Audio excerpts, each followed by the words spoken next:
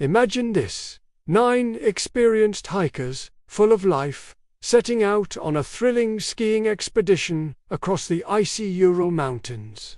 It's February 1959, and their leader, 23-year-old Igor Dyatlov, is a seasoned pro.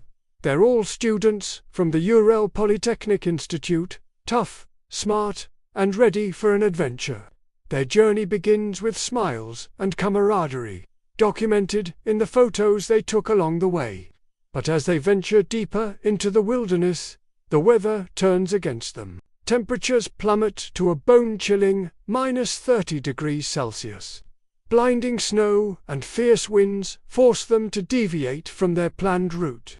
They end up making a fateful decision to set up camp on the slopes of a mountain ominously known by the local Mansi people as Kholat Syakhl, or Dead Mountain.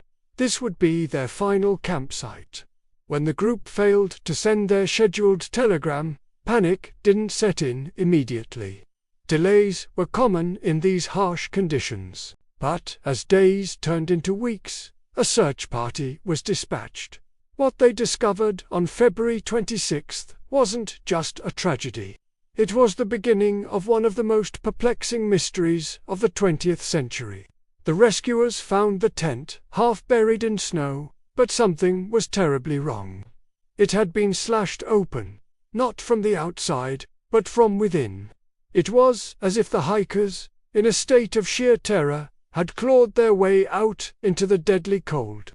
Their belongings, warm clothes, and supplies were all left behind. Outside the tent, a trail of footprints descended the slope. Some were barefoot, others wearing only a single sock.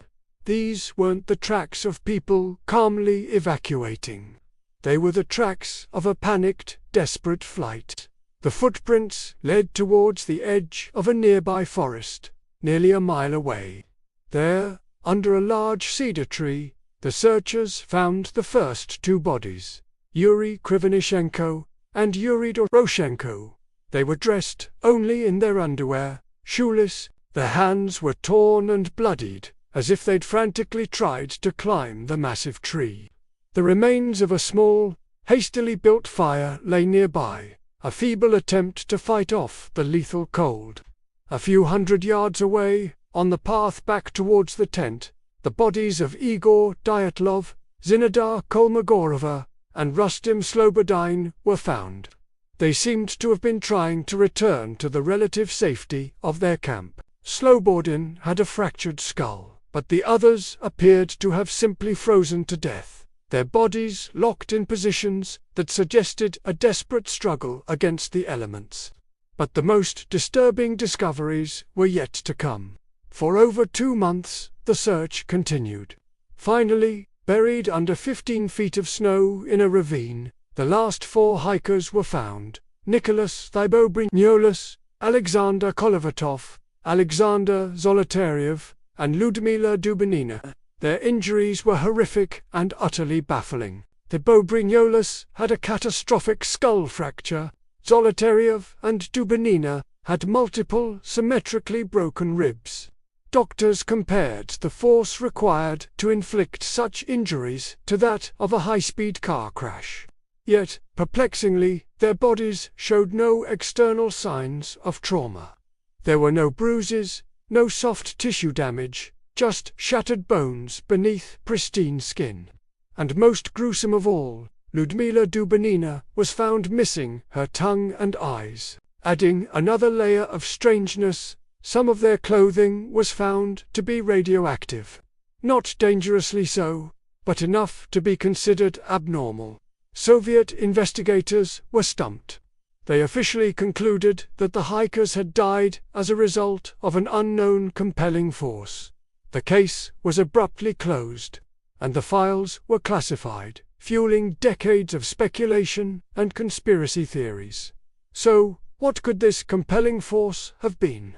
The most widely accepted official explanation, then and now, is an avalanche. The theory goes that a slab of snow slid down, crushing part of the tent.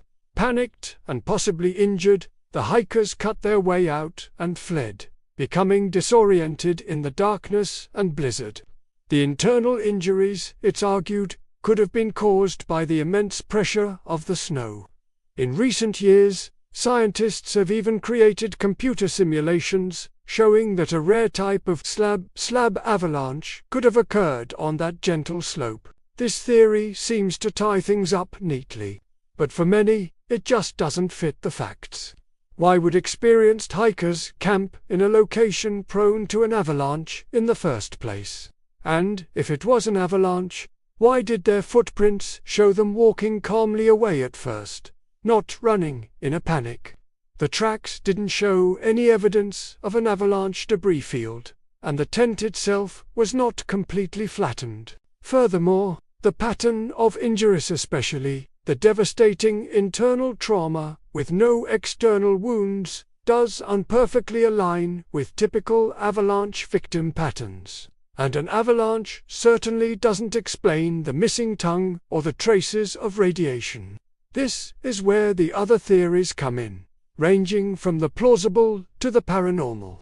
One of the most persistent is the idea of a secret military weapons test. The area was known for such activities. Could the hikers have stumbled upon something they weren't supposed to see? Some speculate that a parachute mine or a new type of concussive weapon was tested nearby. The loud explosion and flash could have caused panic, while the shockwave could have inflicted the bizarre internal injuries. This might also explain the radioactivity and the strange orange tan reported on some of the bodies. Adding fuel to this fire are reports from other groups in the region who claimed to see strange, glowing orange spheres in the sky on the night of the incident. Then there are the more fringe theories. Some believe the hikers were attacked by an escaped prisoner or even the local Mansi people, though investigators quickly ruled this out, finding no evidence of other people being involved. And of course, there are the stories of the supernatural. Was it a UFO? Or perhaps a run-in with a Yeti, the Russian equivalent of Bigfoot? These ideas, while captivating, lack any concrete evidence. In 2019, Russian authorities reopened the case, hoping to finally put the mystery to rest.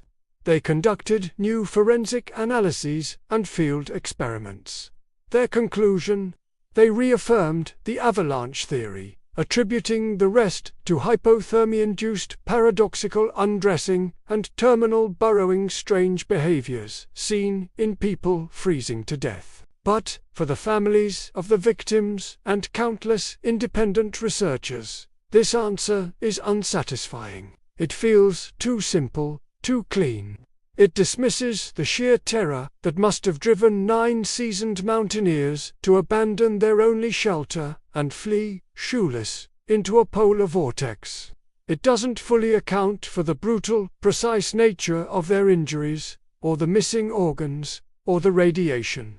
Over 60 years later, the Dyatlov Pass incident remains a raw open wound in the history of exploration. It's a story that lives at the chilling intersection of science, secrecy, and the unknown. Each piece of evidence seems to contradict another, creating a puzzle with no solution. The 9 hikers Igor, Sina, Lyuda, Rustem, Yuri, Sasha, and Nikolai are immortalized, not just by the pass named after their leader, but by the impenetrable mystery surrounding their final hours. Their story serves as a haunting reminder that even in our modern world, some places hold secrets that refuse to be uncovered, and some truths may forever remain buried in the snow. What do you think happened on that dead mountain all those years ago? Let me know your theories in the comments below.